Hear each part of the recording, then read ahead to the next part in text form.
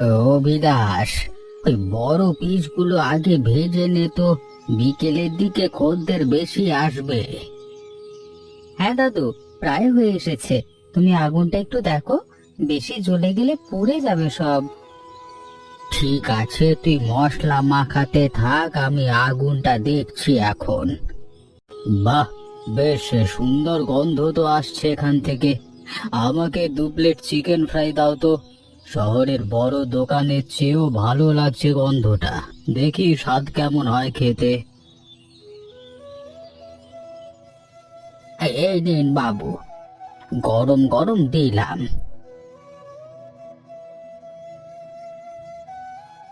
সত্যি অসাধারণ স্বাদ। এমন চিকেন ফ্রাই তো আমি আগে কখনো খাইনি। আপনার কথায় খুশি হলাম বাবু। দাও দাও, আমাকে আরো 10 পিস প্যাকেট করে দাও তো, বাড়ির জন্য দাও। হ্যাঁ বাবা, একটা চিকেন ফ্রাইয়ের দাম কত? 15 টাকা পিস। কয়টা দেবো আপনাকে? আমার কাছে তো এত টাকা নাই বাবু, 5 টাকা আছে। তাহলে থাক, মানে। দাঁড়ান দাঁড়ান, যাবেন না। আপনি বসুন, গরম গরম ভেজে দিচ্ছি এখনই আপনার জন্য। আপনি ওই 5 টাকাই দেন। সত্যি বলছো বাবা? আমার জন্য 5 টাকাই দেবে? এই ছেলেটা ছোটবেলা থেকেই এমন। মাঝে মাঝে ভয় হয় এভাবে চললে ব্যবসা কিভাবে চলবে।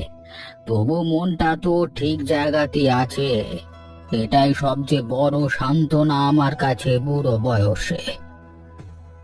আমরা তো শুধু ব্যবসার জন্য দোকান দিইনি, মানুষের পেট ভরানোর জন্য দিয়েছি। যদি কারো খিদে পেয়ে থাকে আর আমরা সাহায্য করতে না পারি, তাহলে এই দোকান দেওয়ার কোনো মানেই থাকে না আমার কাছে। ঠিক বলেছিস। তোর বাবা বেঁচে থাকলে আজকে তোকে দেখে খুব গর্বিত হতেন। উনিও ঠিক এভাবেই মানুষকে সাহায্য করতে ভালোবাসতেন সব সময়। তোর মতো ওনার স্বভাবটাই যেন ফিরে এসেছে দেখছি। বাবার কথা মনে পড়ে খুব দাদু। উনি বেঁচে থাকলে হয়তো আমাদের দোকানটা আরো অনেক বড় হয়ে যেত এতদিনে। যাই হোক, চলো এখন আবার কাজে ফিরি। সন্ধে হয়ে আসছে আর অনেক খদ্দের আসবার সময় হয়ে গেছে। বসবে শুনলাম। আমরা যদি ওখানে একটা দোকান দিই, তাহলে বিক্রি অনেক বেশি হতে পারে কদিনে। দারুণ বলেছো দাদু। মেলায় তো অনেক বেশি মুরগি আর মশলা লাগবে। চলো, বাজার থেকে সব কিনে নিয়ে যাই এখনই। আর শোন, বাজারে গিয়ে দরদাম করে কিনিস। আমাদের হাতে বেশি টাকা নেই। চিন্তা করো না দাদু, আমি হিসেব করেই কিনবো সব। তুমি শুধু বলো কতটা মুরগি কিনলে 2 দিনের জন্য যথেষ্ট হবে। অন্তত 15 কেজি নিতে হবে। মেলায় ভিড় বেশি থাকে তো। ঠিক আছে, তাহলে সেই হিসেবেই কিনি, চলো। ওই দোকানে চল। ওখানকার মুরগি ভালো আর দামও একটু কম। ঠিক আছে দাদু, চলো। আজকে একটু বেশি করেই কিনবো। কালকে মেলায় বিক্রি করতে হবে অনেক। কালকে মেলায় গিয়ে দেখবি লোকে লাইন দিয়ে খাবে আমাদের চিকেন ফ্রাই। এত ভালো মশলা তো আর কারোর দোকানে পাওয়া যায় না এই এলাকা। মেলা দেখতে যাব? না রে মা, মেলায় গিয়ে কি হবে? হাতে তো তেমন টাকাও নেই আমাদের। এমনিতেই এই মাসে অনেক কষ্টে সংসার চালাচ্ছি। তোর দাদার রোজগারও কমে গেছে বর্ষার কারণে। এখন বাড়তি খরচ করার মতো অবস্থা আমাদের নেই। আমি তো কিছু কিনতে বলছি না মা, শুধু ঘুরে দেখতে চাই। এত রঙিন জিনিস, নাগরদোলা, সব খুব দেখতে ইচ্ছে করে। একটু নিয়ে চলো না আমাকে আজ। আচ্ছা ঠিক আছে, বিকেলের দিকে একটু ঘুরিয়ে আনবো তোকে। কিন্তু বেশি বায়না করবি না কিন্তু কিছুর জন্য, শুধু ঘোরাফেরাই হবে, বুঝেছিস তো মা? মা, আমি তো ওকে নিয়ে যেতে পারবো না। আজকে জমিদার বাবু জমিতে কাজ আছে। তুমি বরং ওকে একটু নিয়ে যেও মেলায়। হ্যাঁ ঠিক আছে বাবা, তুই সাবধানে যা কাজে। দাদা, তাড়াতাড়ি আজ কাজ গল্প করার জন্য অপেক্ষা করব সন্ধ্যায়। আর হ্যাঁ মা, বেশি রোদে ঘুরো না। ঠিক আছে দাদা, সাবধানে থাকবো। তুইও সাবধানে থাকিস বাবা, কাজে বেশি খাটাখাটনি করবি না, শরীরের দিকেও নজর দিস একটু। ঠিক আছে মা, আমি আসছি এখনই। এই দেখো, ওই দোকান থেকে কি সুন্দর গন্ধ আসছে, চলো না ওখানে যাই। চল দেখি, দাম কত, বেশি হলে তো আবার খাওয়া যাবে না রে মা। মা 15 টাকা প্লেট বলছে, আমরা তো একটা প্লেট নিতেই পারি। মারে, এত টাকা তো নেই আমার কাছে এখন, মাত্র 10 টাকা আছে। তুই বরং অন্য কিছু খা মা। না মা, আমি চিকেন ফ্রাই ছাড়া অন্য কিছু খাবো না। অনেকদিন ধরে ভাবছিলাম খাবো, আজ মেলায় এসে সেটাই খেতে না পারলে আমার খুব মন খারাপ করবে। মা, তুমি চিন্তা করো না, যে টাকা আছে সেটাই দিও। কিন্তু বাবা, আপনি তো পুরো দাম নিচ্ছেন না দেখছি। এভাবে হয় না, আমি যা পারি দিচ্ছি। আরে না না মা, এটা কোনো ব্যাপারই না। বাচ্চাটার মুখে হাসি দেখেই আমার মন ভরে গেছে। কাকিমা, আপনাদের তো চিনতে পারলাম না, বাড়ি কোথায় আপনাদের? আমরা ওই সামনের পাড়ায় থাকি বাবা। আমার ছেলে জয়ন্ত এই পাড়ায় কাজ করে মাঝে মধ্যে। ওরই কথায় শুনছিলাম এখানে মেলা বসবে, তাই চলে এলাম মেয়েকে নিয়ে।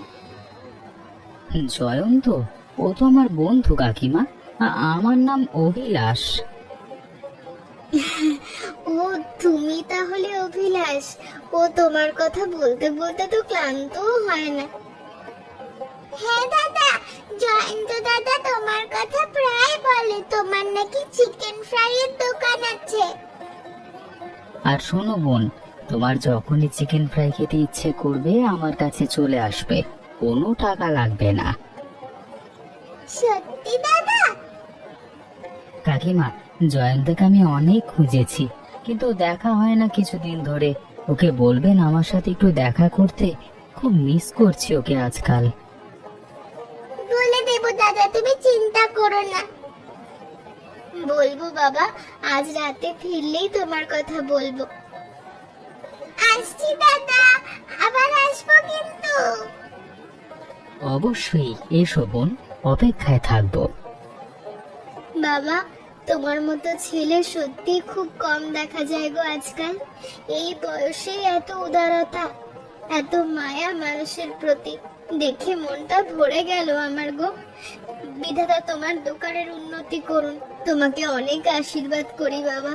আজকে তো একদম হাত পা ছাড়বার সময় নেই, আমাদের সত্যি একজন লোক লাগবে এবার, না হলে এভাবে চালানো কঠিন হয়ে যাবে দুজনের পক্ষে। ঠিক বলেছ দাদু, কিন্তু বিশ্বস্ত লোক পাবো কোথায়?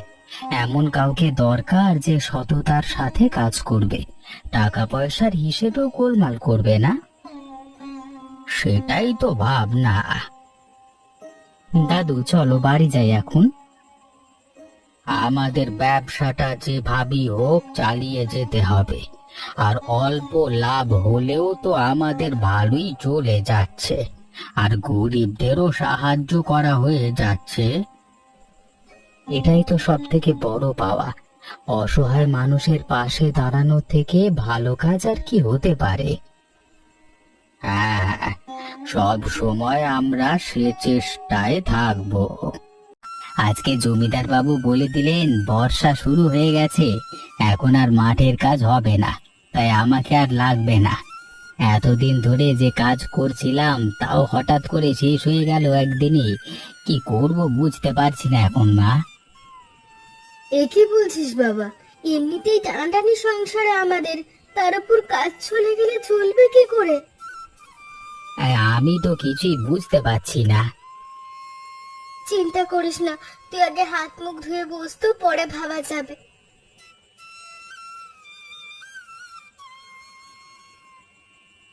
টুনি, তুই না খেয়ে বসেছিলিস এতক্ষণ?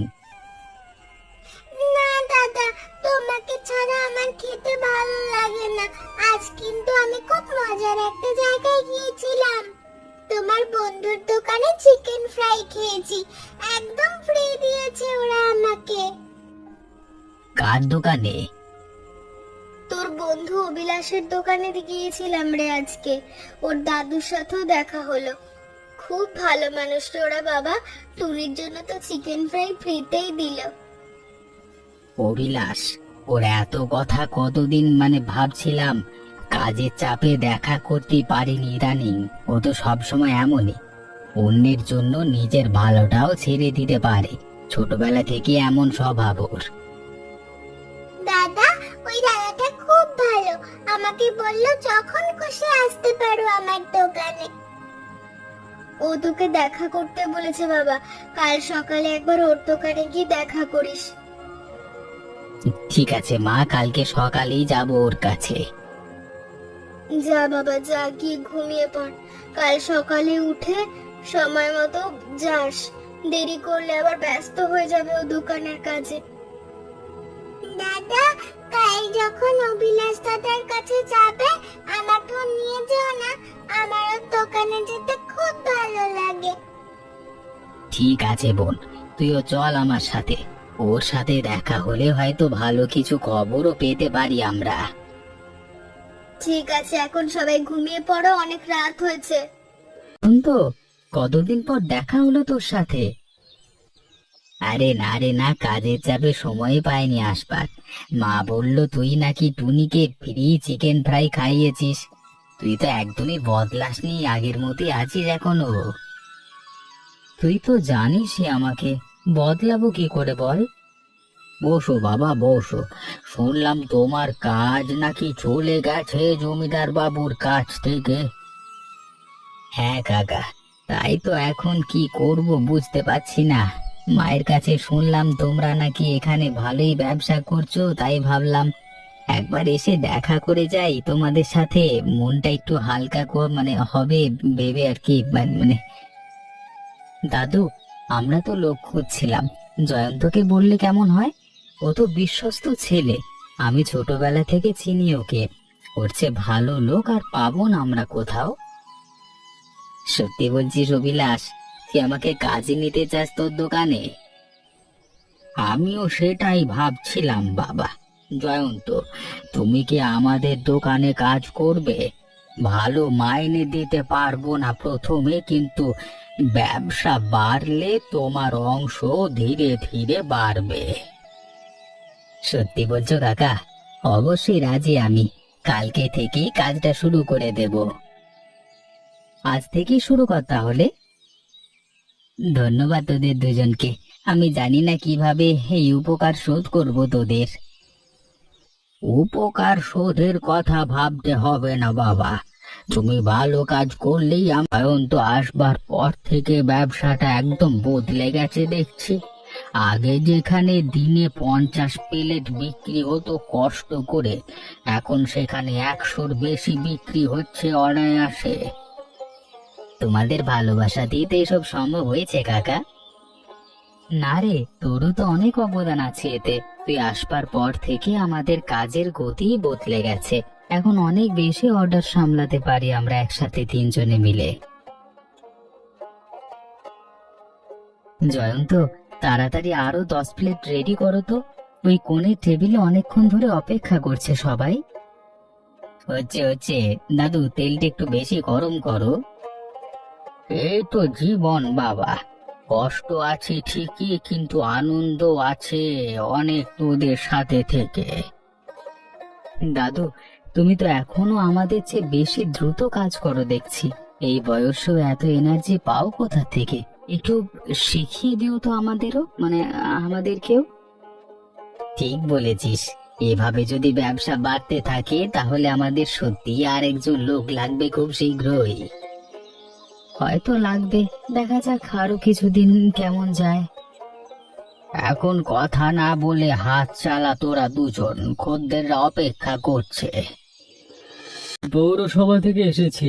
আপনাদের এই দোকানটা সরাসরি জমিতে বসানো হয়েছে, সরকারি জমিতে। এখানে এখন রাস্তা বাড়ানোর কাজ হবে, তাই আপনাদের দোকান 1 সপ্তাহের মধ্যে সরিয়ে দিতে হবে সম্পূর্ণভাবে। এটা উপর মহলের সিদ্ধান্ত, আমার কিছু করবার নেই এখানে। আপনারা দয়া করে সহযোগিতা করুন আমাদের সাথে। কি বলছেন বাবু?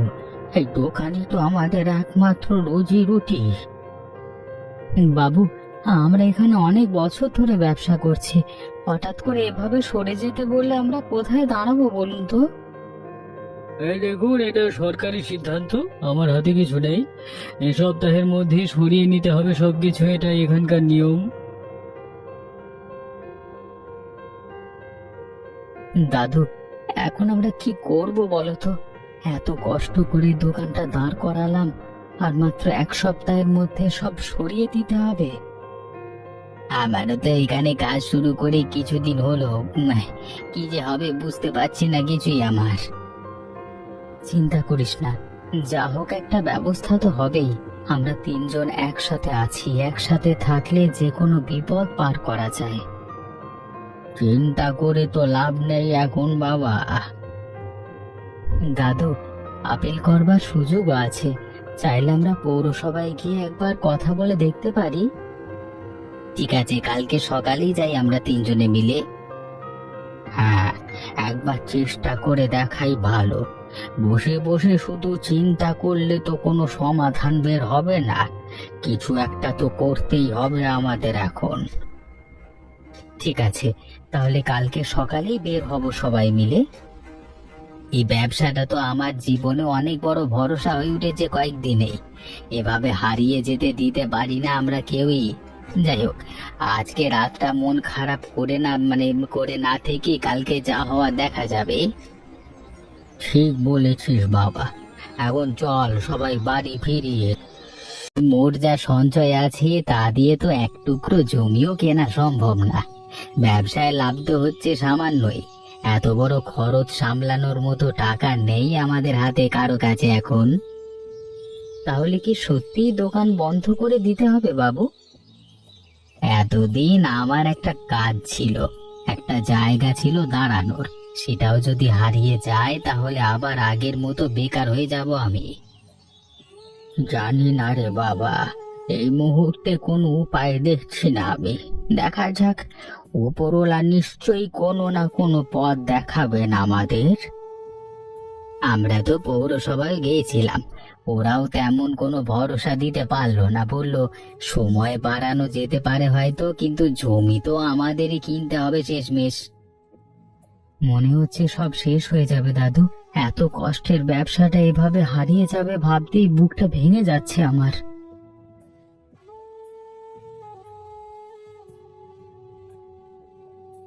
বাবা, খুব খিদে পেয়েছে, কিন্তু আজকে আমার কাছে কোনো টাকা নেই। আসুন দাদা, বসুন এখানে।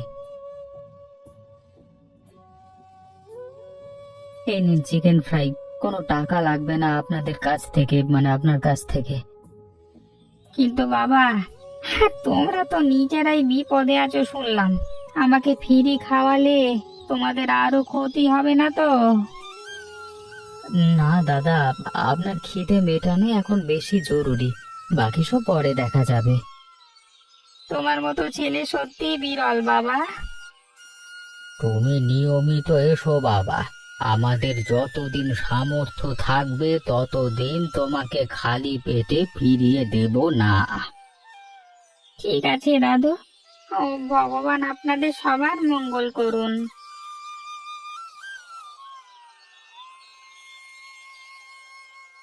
বাহ, আজকে দেখছি তুমি একই রকম আছো।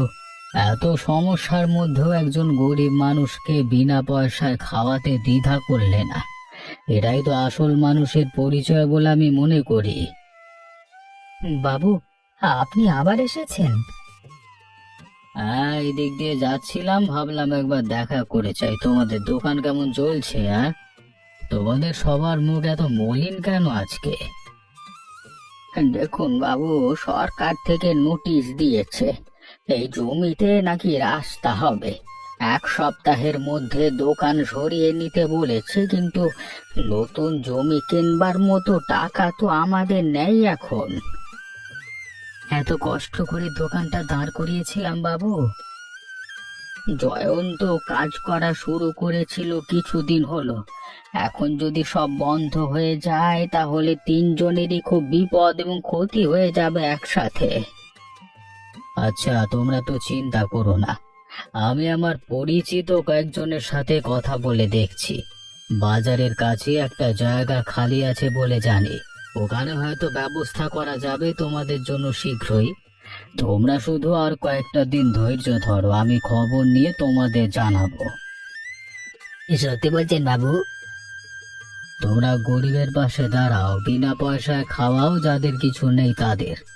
এমন মানুষদের পাশে দাঁড়ানো আমার কর্তব্য বলে মনে করি আমি। বাবু, আপনার মতো মানুষ থাকলে এই পৃথিবীটা সত্যি আরো সুন্দর হয়ে যেত। আমরা কোনোদিন ভাবিনি এভাবে সাহায্য পাবো আপনার কাছ থেকে। আপনারই উপকার আমরা কোনোদিন ভুলবো না বাবু। এত কৃতজ্ঞতা প্রকাশ করবার দরকার নেই। তোমার যা হয়েছে, তোমরা যা করেছো মানুষের জন্য, তার তুলনা কিছুই না।